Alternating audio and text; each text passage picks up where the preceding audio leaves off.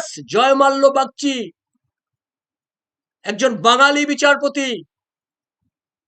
Supreme কোর্টের collegium তাকে সিদ্ধান্ত নিয়েছেন, রেকমেন্ডেশন করেছেন, তিনি সুপ্রিম কোর্টের বিচারপতি হিসেবে দায়িত্বভার গ্রহণ করলেন গতকাল থেকে, এবং আগামী 2031-এর 25শে মে থেকে অক্টোবর 2, 2031 2031 সালে তিনি প্রধান বিচারপতি হিসেবে দায়িত্ব পালন করবেন। এই রেকমেন্ডেশন করেছে কলেজিয়াম সুপ্রিম কোর্টের, যেটা হেডেড বাই সিজিআই, এখন চিফ জাস্টিস সঞ্জীব খান্না। এবং শুধু তাই নয়, এটা সেন্ট্রাল গভর্নমেন্ট সঙ্গে সঙ্গে এটা অ্যাকসেপ্ট করেছে তাদের এই রেকমেন্ডেশনকে, এবং এটা নোটিফিকেশন তারা জারি করে দিয়েছে। Notified is appointment.